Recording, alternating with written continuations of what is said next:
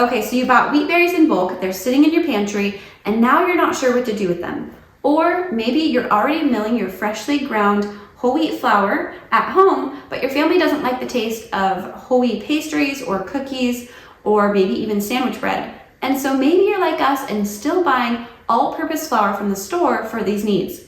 Today, I'm going to take you along as I mill these wheat berries into whole wheat flour using my grain mill, and then I'm going to take that flour and put it through this new gadget I bought in order to see if we can produce an all-purpose flour similar to what you'd buy from the store. I'm hoping this commercial sifter will be the answer to my all-purpose flour needs so that I no longer have to rely on the store for this and I can use my wheat berries that I have in my cellar instead. If you're new here, I'm Stacy, homeschooling and homesteading mama of 7, on a mission to ditch the grocery store and become more self-sufficient. Subscribe to our channel to learn more about our journey and how we are making that dream come true. Now, if you follow me over on Instagram and you're confused right now because you know that I bought this commercial sifter ages ago, you are right. It has sat in my pantry all this time. Now, I have made all-purpose flour using a sieve, doing a similar process, but I'm hoping that this professional grade sifter will give me much better results. But before we go through the process of making all-purpose flour from scratch, I want to chat a little bit about the basics of buying and milling wheat berries. You can buy wheat berries from many different sources, including probably your local grocery store. So I know when we lived in Washington, the local grocery store, Winco there, had an option to either buy them in bulk from their bulk bins, or you could actually order 50-pound bags from the store. So this is probably an option at your local grocery store as well, but I like to buy mine from Azure Standard because I'm really picky about the type, and I will get into that in a little bit. When you go to shop for wheat berries, you will notice there are many different types to choose from. So I'm going to break down those different types for you. Winter wheat is planted in the fall and harvested in the spring. This is the most common type of wheat grown in the U.S. Spring wheat is planted in the spring and harvested in late summer or fall. Next, the wheat is categorized as either hard or soft and red or white. Hard red wheat is the highest in protein, so these types are best for things like breads and rolls. Hard white and soft white contain less protein and therefore are better for things like pastries and cookies. Also, red wheat has both a darker color and a more complex flavor compared to white. So what type should you buy? Well, it depends what you're going to do with it. All-purpose flour is usually 80% hard red wheat and 20% soft red wheat, so you could do a combination of these two if your goal is to make all-purpose flour like you'd get from the store. If your goal is bread flour, this is generally made using all hard red spring wheat. For pastries and cakes, hard or soft white wheat is best. Okay, are you still with me? Now there is yet another option to consider, but before we get into that, I want to give a little disclaimer here. Now there is a reason that whole wheat flour is considered healthier than all-purpose flour, and in order to understand why, you have to understand the anatomy of a wheat berry. So I'm going to get a little bit technical here. There are 3 parts of a wheat kernel: the bran, the endosperm, and the germ. The bran is the outer shell of the grain, and it is high in fiber and vitamin B. Inside the bran is the endosperm, which makes up most of the kernel and mainly contains starch. Also, inside the bran is the germ, which is the nutrient powerhouse of the grain. It contains vitamin E, healthy fats, antioxidants, minerals, and B vitamins. All-purpose flour is made by sifting out the germ and the bran and just leaving the endosperm, which gives us a nice white fluffy flour, perfect for things like pastries. However, it also means that a lot of the nutrients have been taken out. Now, the nice thing about making our own all-purpose flour at home is that we can kind of find a happy medium, leaving some of the nutrients intact and yet still getting a nicer, finer flour than just a plain all whole wheat flour. So this is one of the benefits I'm looking forward to experimenting with by using this commercial sifter. Now, remember how I said I was picky about my wheat berry type? That is because there is another option to consider, and that is whether you want a hybrid variety of wheat berry or an ancient grain variety of wheat berry. An ancient grain has not been altered by farmers over the years, where a hybrid variety has. So a lot of people can tolerate the ancient grains better than they can the hybrid varieties. So we like to buy this Kamut. Coruscant is the type of wheat, Kamut is a brand name, and we buy it from Azure Standard, and I will link that below. But there are other ancient grains you can purchase as well, such as einkorn. Kamut is a hard spring wheat. It's got a wonderful flavor and it is great in bread, so that is what we're going to be working with today. A little side note, the wrap I'm wearing my baby in is my new favorite baby carrier.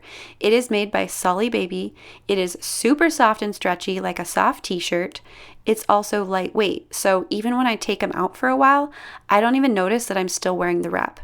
My favorite thing about it is that he feels so secure in it. I can move around freely and not feel like I have to keep a hand on him, which makes getting things done so much easier. This video is not sponsored, but I do have an affiliate link below if you want to check it out. Okay, let's dive into making this all-purpose flour, and then after I'm done, I'll answer a few of the questions that friends over on Instagram submitted around working with and milling wheat berries. I'm going to start by putting 8 cups of wheat berries through my NutriMill. The rule of thumb is that you will get about 1.5 times the amount of berries in flour, and that is before sifting. So after sifting out the bran and germ, it should work out to be about the same amount of all-purpose flour as wheat berries. And no, I actually don't love or recommend this grain mill, but it gets the job done, so I haven't been able to justify upgrading, especially since I know exactly the one I do want, and it's pretty expensive. My dream mill is a mock mill, which I will link below. My biggest complaints with the NutriMill are that it's a pain to clean. It gets flour everywhere, even though it's supposedly a closed system, and it has flat out refused to work on several occasions, even when it was new. In hindsight, I should have sent it back immediately, but at this point, we just make do. It does have the ability to adjust the texture, so I have it on the finest setting here. It took about 25 minutes to mill these 8 cups of berries, and while technically this should be hands-off time, this mill does require me to continue to monkey with it in order for the wheat to continue down the hole. The thing I do like about the NutriMill is that it does give me a pretty fine flour. Once we have our fresh ground flour, it's time to put it in the sifter. I bought this commercial grade flour sifter from an online source that I will link below.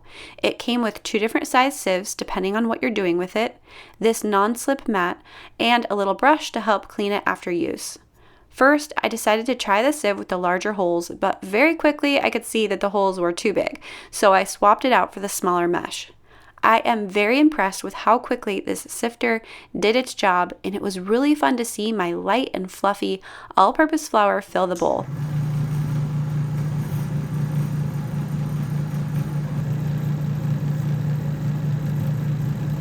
This first pass took about 20 minutes, but after there was no more coming out, I realized that there was a ton left in the hopper. I even weighed it out and found that it was about half of the total in weight. Bran and germ make up about 20% of wheat by weight, so I knew I could get more out of it. I decided to try passing what was left in the hopper back through the grain mill and then sifting it again. Now, a little heads up here. With this particular mill, you are not supposed to re-mill the flour, but since I'm separating out all of the fine stuff here, I think it will be fine, and it actually did work great. After taking the remilled flour and putting it back through the sifter, I did in fact get about 80% superfine fluffy flour for my final result. And don't worry, I will be saving the bran to use in another project, so it will not go to waste. Look at how beautiful this homemade all-purpose flour is. Now, while I'm still excited over the results, I have a confession to make here. I next attempted to experiment with using the homemade all-purpose flour like I do store-bought. In hindsight, I should have started with cookies because I still think that things like cookies or pastries would have been just fine. But unfortunately, I started with making bread, and I used my regular sandwich bread recipe that I usually use all-purpose flour in. It was sort of a fail. Twice. The first one overproofed and fell flat. The second didn't proof long enough, and in both cases, the reason I couldn't get the proofing time just right was that it really didn't double up as I had hoped.